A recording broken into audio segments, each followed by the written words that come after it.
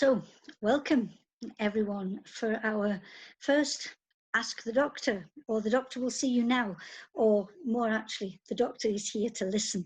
After Newcastle Noir 2020, what we want to do is go forward here on our YouTube channel, talking to authors who would have appeared at the live event, but who we want to make sure that you can hear about what they're doing and what's happening for them with regard to their work. And it gives me massive pleasure to say welcome, Jane Corry, to our time together. Jane, I know there's been quite an important and a very pleasurable moment in your life recently. Would you like to tell the viewers what's happened? Yes, thank you very much. Well, a couple of things actually. So my new book, my new Penguin thriller, I Made a Mistake, came out on Thursday as paperback, which is very exciting for me. It takes a year roughly for my books to be published, from the first line through to getting it out there in the bookshops and also in supermarkets and online. So that's a huge thing. It's really like giving birth. And it means a great deal to me, and I'm very lucky that I'm published by Penguin and their fantastic team. But also at the same time, we had the great news that all my novels have hit the 1 million mark, not in terms of money, but in terms of number of copies. So fabulous. I have sold 1 million copies worldwide, which is a dream come true because it took me a very long time to get published. Many congratulations on the publication of I Made a Mistake, but an even bigger congratulations on being able to say that you are an international bestseller. Right. Without a doubt. It's wonderful. It's really good. I'd like to talk a little bit about I Made a Mistake, but I can safely say I don't think you have with your book, so that's great. But for anybody who's not familiar with your work, Jane, you say it's taken you a while to get to this point. Could you give us a little brief synopsis of the works that you've done and how many years you've been writing these novels? Absolutely, and I don't try to hide it because I hope it will encourage other people who are in that really difficult stage when they've written a novel and are desperately trying to find an agent or a publisher, or maybe they're with an agent and they're still looking for a publisher. It's a hard road. Some people seem to manage to do it immediately. For me, it took years and years. So basically, I always wanted to write ever since I was a little girl. I started off by writing poetry, reams and reams of it. I read English at university. I took a job as a journalist, a magazine journalist, because I wanted to write a novel, but thought I was too young. Now I tell schools and any groups I go to that you're never too young to write a novel, and you're never too old either, because whatever stage you are at in life, that's interesting to a certain readership. And then I had my 3 wonderful children, so I turned freelance. I'd been working on Woman's Own magazine then, and I then spent the next 27 odd years at home as a full-time freelance writer and bringing up 3 children. And then my first marriage ended, and I took a job. Well, no, actually, what actually happened was, in the same month that my marriage ended, my column on Woman's Own then, because by then I was writing a weekly column for Woman's Own, and I'd been writing it for 10 years, kind of went because there was an editorial change, and that's what happens in magazines. So I needed, on top of my maintenance, I needed a regular source of income. And my new neighbour told me to pick up a copy of The Guardian, and there it said, wanted writer in residence of a high security male prison. So I thought, well, that I do not want. But I applied because I thought I ought to, and I got it. I was totally horrified. So I phoned a cousin of mine who's more like a brother, and he said, go for it. And I phoned my sister, and she said, you must be mad. So obviously I took the job. And it was an enormous eye-opener, because I had never met anyone in prison before. I'd never been into a prison. And I should say that I had just been published then as a romance writer. So some of the men would see that they'd get my books in. It would be in the library. They'd say, oh, Jane, I've just been reading your new romance. And a bit saucy, isn't it? Or something like that. So to watch my P's and Q's. So, but actually, you know, I really discovered my vocation because I realized that I liked helping people to write. I needed to forget what they had done unless they wrote about it, because I found that too difficult. Well, I say I found it too difficult. I had to carry on after knowing what some of them had done, which was not nice, because it does make you see people in a different way, however hard you try not to. And I also helped the men enter competitions such as the Kessler Awards. And the theory behind employing a writer in residence in a prison is that if you can make people feel better about themselves, they are actually more likely to forge a better life when they get out. And when this was explained to me at my interview, which I messed up so badly, by the way, that I was amazed when they gave me the job. And when they explained this to me, I thought, oh, it sounds a bit, you know, like a whole load of collywall, to be honest. But when I was there and I saw what men were like when they had won a competition and how I was told by the prison officers that their behaviour had really, really improved, I realised there was a great deal in this. And so now I'm a firm, passionate believer in helping people in prison to write. It helps them address what they've done in the past, because quite often they find that too difficult. And it helps them, as I said, look at themselves so that when they get out, that they work in a different way. And I'm also a life story judge now for the Kessler Awards. So I'm pretty passionate about it. But it changed my writing. I suddenly found that my romance was getting quite dark, very dark. And then I started writing a different kind of book, and that led to My Husband's Wife, which was taken on by Penguin, and that was 5 years ago. And then 4 more novels after that. So that this one is the 5th, and they've all been well, obviously waiting to see about this one because it's just come out, but the others have all been in the top 10 of the Sunday Times, which was really exciting. And I was able last year to fund a writer to go back into, quote, my old prison for a year. And I'm only saying that because we were, until the coronavirus started, desperately seeking funding for another year, because I'd done it for 1 year and unfortunately couldn't do it for another. So if anyone listening to this feels they'd like to sponsor a writer, I'd love to hear from them. That's wonderful, Jane. I love like the 2 strands to this story: your own writing and how that has transformed over this time, but also the difference that you will have made in so many people's lives because of the beauty of writing, and, as you say, what that does for a person's well-being and the way a person can perceive themselves. But I wonder if you wouldn't mind if we turn to the darkness of your writing.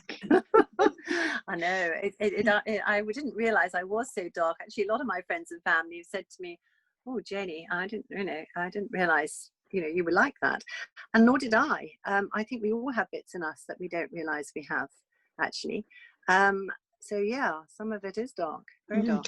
And I wonder as well the impact of what you write, because the darkness that we find within your pages is not the darkness from beyond. No. It's not the stranger. It's not, it's not the organized crime. It's not it is a very present possibility of darkness. You've got it in one there, Jackie, because actually what I'm really keen on writing about are relationships, personal relationships, and how they can go wrong, and also how they're tested if someone or if you yourself have broken the law. And one of the things that I learned when I worked in that prison 2 days a week over 3 years, and also I spent a night there as well, which is another story, was that it's very easy to break the law in lots of frightening ways. So drink and drugs, huge contributing factors. I don't drink at all now. I was never a big drinker, but I don't drink at all. And I would go back to my children and say, never, ever, ever do drugs, because this can lead to it. So things like that can tip a balance. So I like to write, as I said, about relationships, people close to you who do these things or react to the things that you've done. And I love the strap line. So I made a mistake. It started with a kiss and ended with a murder. Yeah. Yeah. So the heroine, Poppy, wanted to be an actress really, really badly, but she didn't make it. So she set up an agency for extras, people who come in, the people in the background in films and television adverts. And she's reasonably happily married, but not madly so. It's sort of okay, but there are quite a lot of problems. And she has a live-in mother-in-law, Betty, who's like her mother. And then Poppy goes to the Christmas acting party for extras. And who should walk in but Matthew, whom she hasn't seen for 23 years and 3 months. And Poppy makes a decision which will change her life. And the story is also told from Betty's point of view. I've always been really interested in older people. We grew up with my grandmother, who lived with us until I was 12, and then we lived around the corner from her. So she was an enormous part of my life until I was in my mid-30s, when she died in her early 90s. And she was widowed young, and she was quite naughty. She was quite mischievous, great fun. I try to be a naughty granny. I've got 2 grandchildren I look after 2 days a week.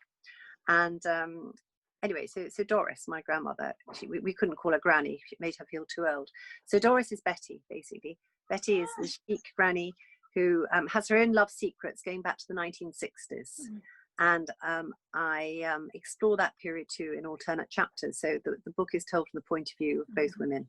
And for me, I think that dual experience, you know, the different generations of women, that for me added such a rich texture. Thank you. You know, to the story. You know, that idea of, well, you know, I think of, you know, and I know we think much about what it is to be a woman now and all the negative and positive things, and it's easy to forget the heritage that's gone on before. Completely. And you know what, Jackie, what's so extraordinary is how attitudes have changed. So I made Betty 6 years older than I am, but I can still remember in the late 60s, someone that we know who, quote, had to get married, and it was a huge scandal. And as we're living together, people think of the swinging 60s, but you know, that wasn't so for many people. Living together was not approved of in many circles. But the attitude towards women was just unbelievable, and it had changed, thank goodness, so much. And then the idea of getting in to the mind of these 2 women, and especially Poppy, because of what happens, and so the notion of working with an unreliable narrator.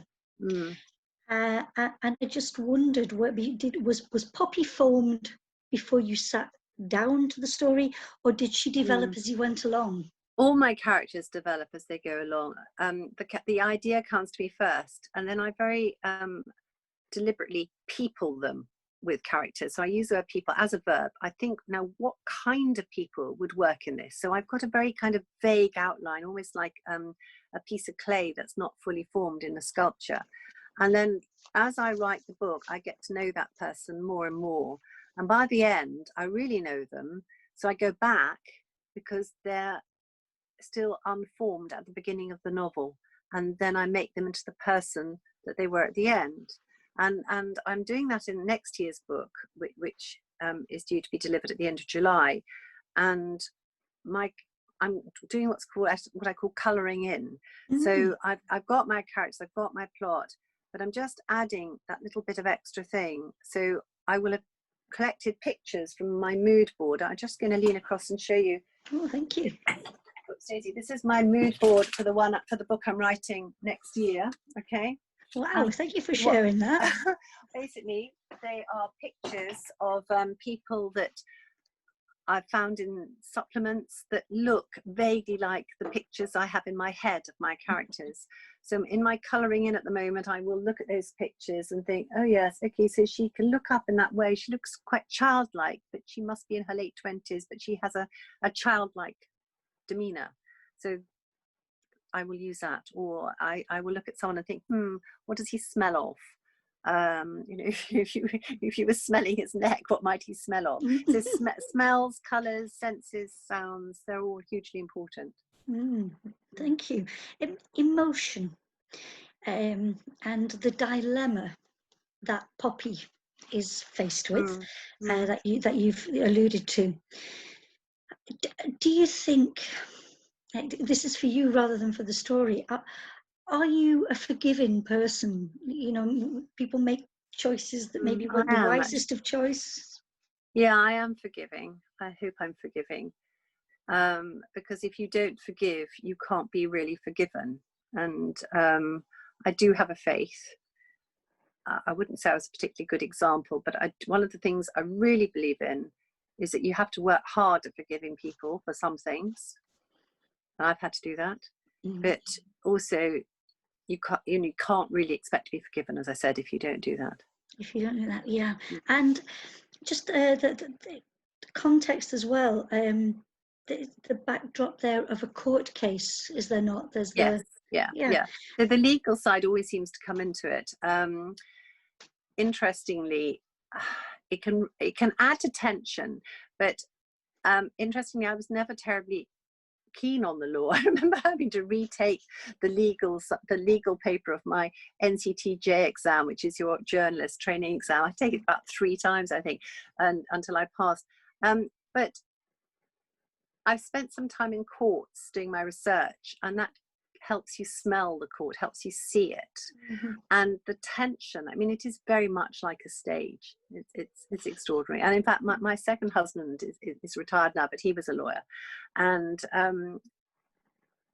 yeah, I knew him when he was a lawyer as well. And it's an extraordinary profession. There's quite a lot of acting involved, shall we say. But the way, the way you weave those different aspects and elements together, you know, to take us on this journey of a woman, 2 women's turmoil, either past or present, and I just wondered the sense of keeping the tension. Is it something that you are aware of as you write? Very much so. Yeah. Very. And I will alter my sentence structure to reflect that. So when we get to a really tense part, I will make sentences shorter. And the court scenes are short. They're about a page and a half. Sometimes they're just a page. And my final line in the chapter, I quite often, hopefully, charge with tension. Not all the time, because you can't run a marathon without stopping. And so you need to give people time to breathe. Yes, and you do that. The other aspect I wanted to ask you about, plot twists. Yes.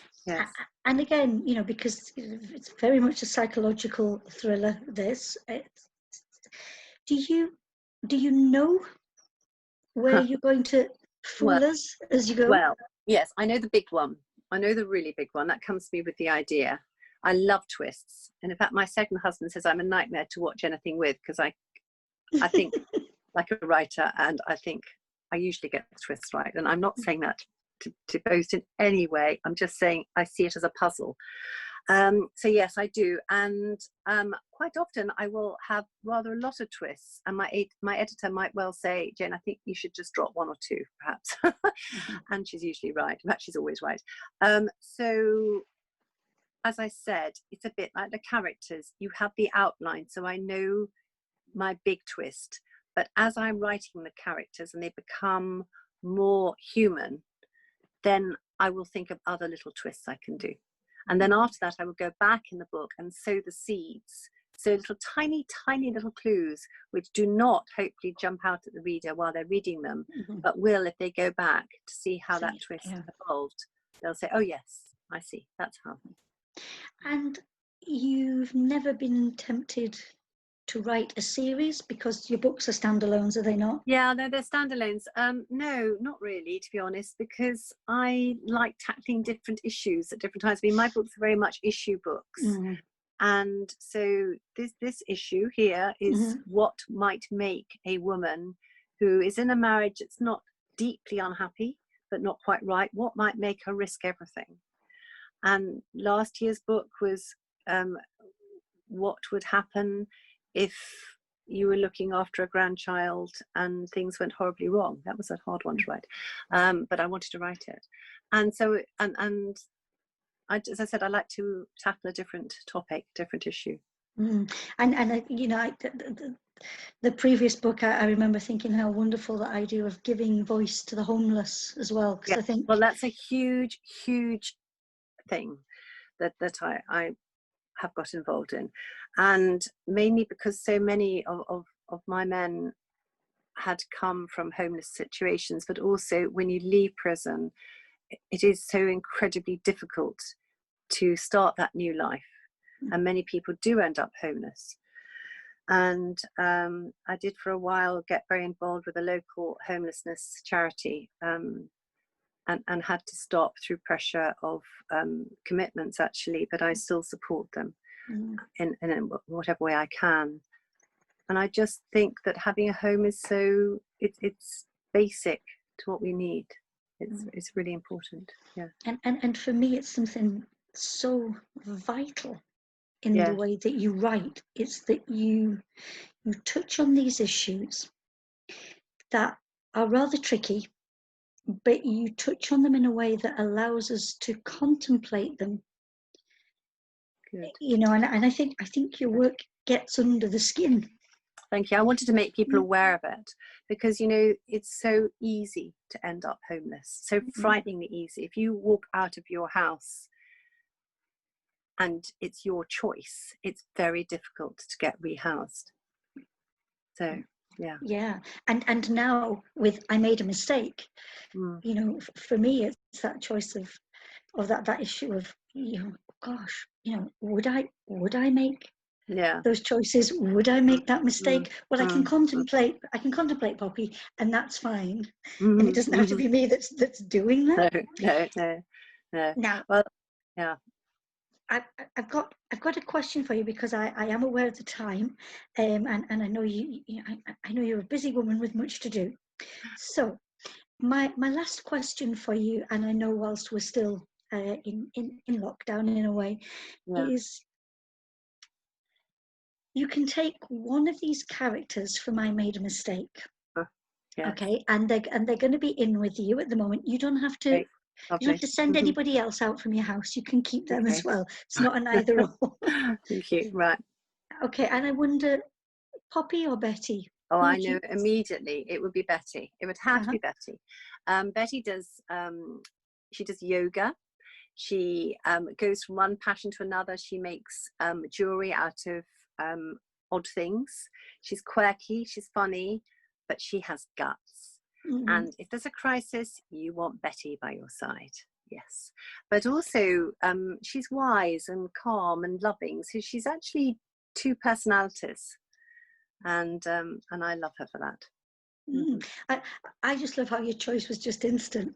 It's going to be Betty. Yeah, it's going to be As Betty. I said, there's a lot of her which reminds me of my wonderful grandmother. So yeah. And for those of us, and I hope many people, you know, who watch this, if they've never read you before, I hope this inspires them to do so. If they're a firm followers of Jane, of your work, if they're wanting to get hold of I Made a Mistake. Yes, thank you. So shall I just hold up the cover to recognise? Sorry. Please do. So supermarkets, bookshops, and also online. So if you look it up on Amazon, you can get it too.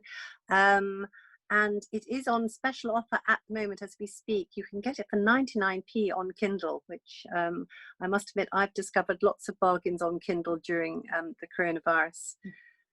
So that's rather good. As I said, I don't know quite how long that will go on for, but at the moment it's 99p on Kindle, which is exciting. Wonderful. Thank you so much. And I must just say I have a real soft spot for Newcastle because my husband is a Geordie. My second husband is a Geordie. So we were family friends for many years. And then when it became something else, he took me up to Newcastle and we've spent quite a lot of time up there. So you have some lovely places there. Thank you. And I do hope, Jane, that if everything is as it should be, that you will come to Newcastle Noir next year as we planned. I would love to. Thank you. Thank you. One of my favourite spots is the Lang Gallery. I just love the Lang Gallery. And you have some great beaches, so I'd love to. And that's wonderful because the library is just over the road where we host it, so you can always pop out to the Lang, so long as you don't miss your panel session. No, definitely not. Yes. Okay. It's been lovely to talk. Likewise, and all the very best with I Made a Mistake. Thank you so much. Lovely to talk to you. Bye-bye for now. Bye. Bye.